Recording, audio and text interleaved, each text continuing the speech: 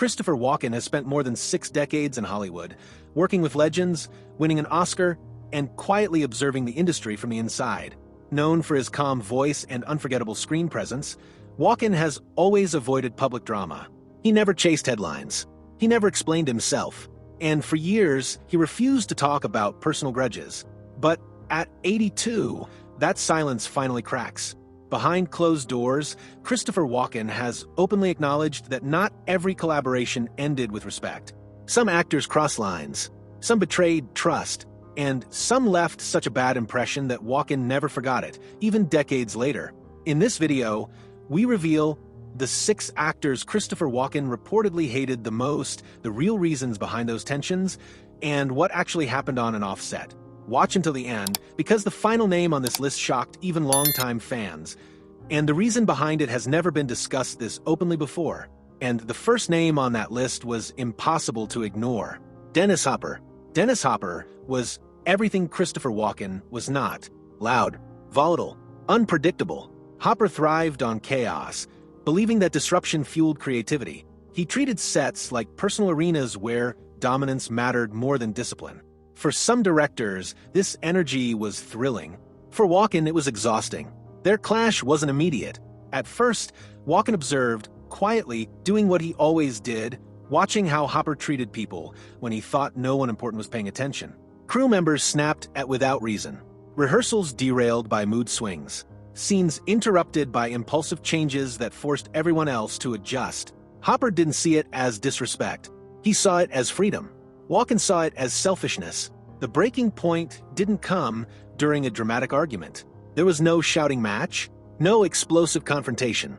Instead, it came through repetition, day after day of instability that made serious work nearly impossible. Walken believed that when one actor refuses discipline, everyone pays the price. Time is wasted. Focus is lost. Respect erodes. What angered Walken most wasn't Hopper's intensity, it was his disregard. Hopper demanded understanding for his behavior, but offered none in return. He excused himself while holding others to impossible standards. To Walken, that imbalance was unforgivable. Insiders later recalled moments where Walken visibly withdrew, delivering his performance with precision, but removing himself emotionally from the environment. He stopped engaging beyond what was required. He kept conversations minimal. The work became mechanical, professional, but cold. Afterward, Walken made a quiet decision. No statements, no interviews, no warnings. He simply ensured that future projects never placed him in the same orbit again. In an industry where grudges are often loud and public, Walken's response was more severe, complete erasure. Dennis Hopper continued being Dennis Hopper. The industry continued enabling him. But for Christopher Walken, the line had been crossed. And once crossed, there was no return. This was the moment Hollywood insiders realized something important. Christopher Walken might be quiet, but when respect is broken, he never forgets. Madonna. The next name Christopher Walken's circle often points to is Madonna. And this tension was not about talent, fame, or success. It was about control. Madonna entered Hollywood carrying the same authority she commanded in music. She questioned direction openly, challenged scene structure, and pushed her presence into every creative corner of a project. For some actors, that confidence was admirable. For Walken, it was intrusive. He believed that film sets worked best when hierarchy was respected, not worshipped, but understood. When too many people try to steer the ship, the work suffers. Their clash wasn't emotional. It was philosophical. Walken prepared privately. He arrived fully formed, knowing exactly what he wanted to give a scene. Madonna, on the other hand, preferred to reshape moments repeatedly, often questioning choices that had already been agreed upon. She didn't do this quietly. She did it in front of crews, directors, and sometimes cameras that were already rolling. To Walken, that behavior crossed the line. He wasn't offended personally. He was offended professionally. He saw it as a lack of trust, not just in him, but in the entire collaborative process. Acting, to Walken, was not a battlefield for dominance. It was precision work. Every unnecessary disruption weakened the final result. Insiders later described a noticeable shift in Walken's demeanor. He remained polite but distant. He stopped engaging in off-camera discussion. He stopped offering suggestions. When Madonna pushed for changes, Walken simply waited for direction from the director, refusing to participate in power games. There was no public fallout, no dramatic quotes, but afterward, Walken made it clear through his choices that he had no interest in repeating the experience. Opportunities existed, names were floated, schedules could have aligned. He declined them all.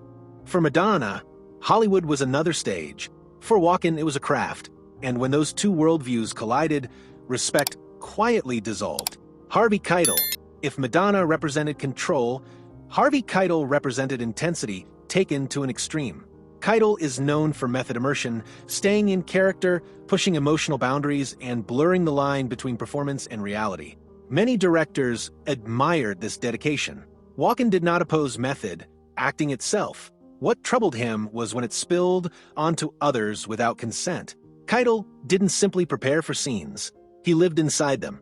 He carried tension between takes. He confronted cast members with emotional force even when cameras were down. To Walken, this behavior felt invasive. Acting, in his view, ended when the director called cut. The problem wasn't conflict within a scene. Walken respected confrontation when it served the story. The issue was when that confrontation continued afterward, when emotional pressure lingered and affected the atmosphere on set. Crew members felt it. Other actors adjusted their behavior around it. The environment shifted. Walken found this unnecessary and worse, self-indulgent. He believed discipline was more powerful than emotional excess. That restraint created longevity. That control protected everyone involved. Watching Keitel blur those boundaries made Walken uneasy, not afraid, not intimidated, but disappointed. According to people present during their collaboration, Walken never challenged Keitel openly. Instead, he adapted. He reduced interaction. He focused inward. He delivered his performance without engaging in emotional escalation.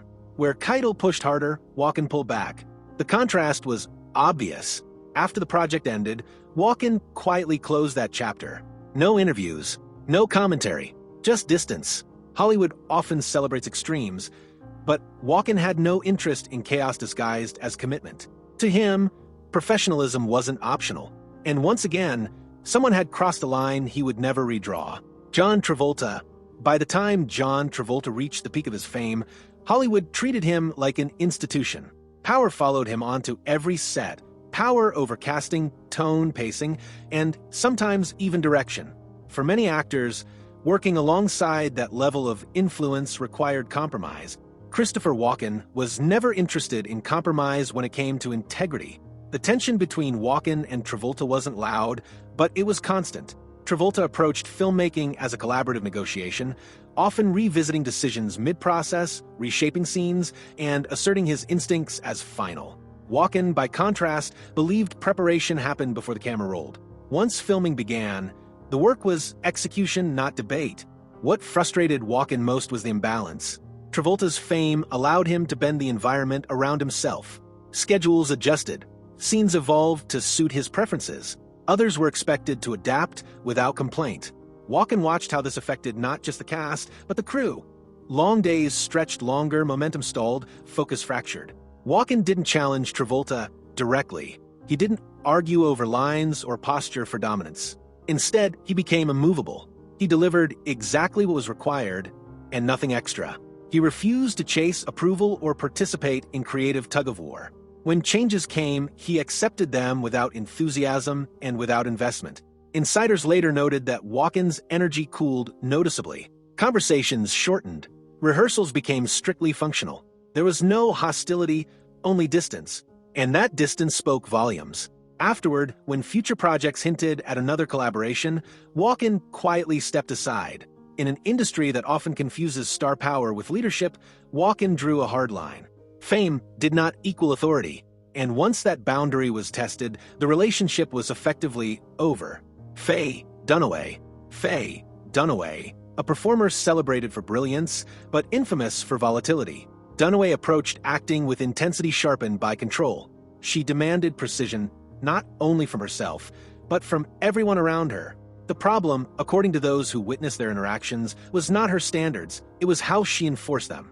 Walken believed respect was mutual. Dunaway's approach often felt hierarchical. Corrections were delivered publicly.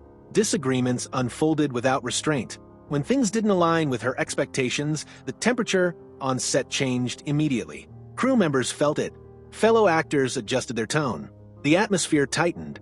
For Walken, this behavior was unnecessary and corrosive. He did not object to strong opinions. He objected to humiliation masquerading as professionalism. Walken believed discipline should be quiet. Authority should be earned, not imposed. Watching Dunaway exert dominance through pressure rather than collaboration left a lasting impression, and not a positive one. Their working relationship never exploded. There was no dramatic confrontation. Instead, it eroded slowly. Walken became more reserved, limiting interaction to what was strictly required. He stopped offering creative input. He stopped engaging beyond the script. To Dunaway, this may have read as indifference. To Walken, it was self-preservation. When the project ended, Walken closed the door without ceremony. He carried no desire to revisit the experience. In his view, talent without humility was incomplete, no matter how legendary the reputation. And with that, another name quietly joined the list of people Christopher Walken chose never to circle back to: Nicolas Cage. The most unexpected name associated with Christopher Walken's private frustrations is Nicolas Cage, not because of hostility, but because of excess. Walken respected Cage's fearlessness. He admired actors willing to take risks, to look strange, to push beyond comfort. But there is a line between risk and recklessness, and according to people who worked around them, Cage crossed it too often for Walken's taste. Cage approached acting as a full-body explosion. Voices changed without warning. Physical movements became unpredictable. Emotional levels spiked dramatically from one take to the next. Directors often allowed it, hoping to capture lightning in a bottle. Walken, however, believed consistency was part of professionalism. A performance could be daring without being chaotic. The tension wasn't personal. It was structural. Scenes required balance. Cage's volatility often forced others to adjust on the fly, recalibrating tone and pacing mid-take. Walken didn't enjoy improvising around unpredictability. He preferred clarity, knowing where a scene was headed and delivering exactly what it required. Witnesses later described moments where Walken would pause, watch Cage's performance unfold, and subtly recalibrate his own energy downward, grounding scenes that threatened to spiral. He never mocked Cage. He never challenged him. But he also never followed him into excess. What bothered Walken most was the lack of restraint. Cage treated every moment as a potential showcase. Walken believed not every moment deserved one. Sometimes silence mattered more. Sometimes stillness carried greater weight. After their collaboration, Walken never criticized Cage publicly. In fact, he continued speaking respectfully about him in interviews. But behind the scenes, the message was clear: admiration did not equal compatibility. Walken had no interest in repeating an experience that demanded constant adjustment. This was perhaps the clearest pattern of all. Walken didn't hate loudly. He simply chose distance.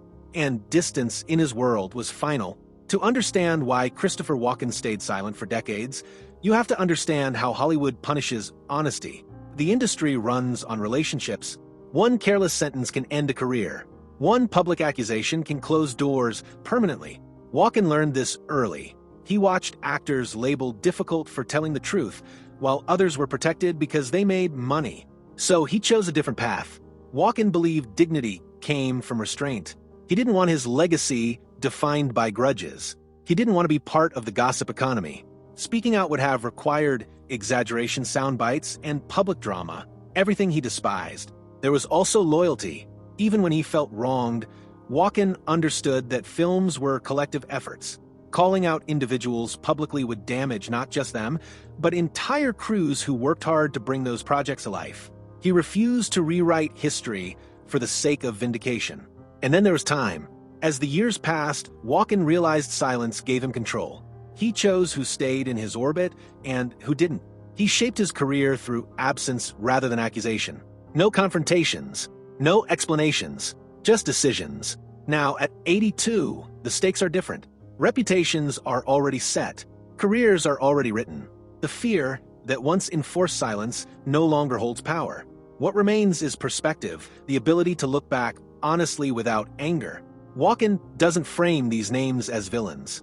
He frames them as lessons.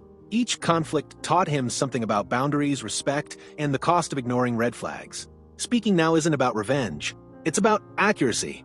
Hollywood thrives on mythology. Christopher Walken, at this stage of life, prefers truth. Before we end, if you appreciate honest Hollywood stories that don't protect reputations or rewrite history, make sure you like this video. It helps more than you think. And if you want more videos about legendary actors, their hidden conflicts, and the truth behind the fame, subscribe to the channel now, so you don't miss what comes next.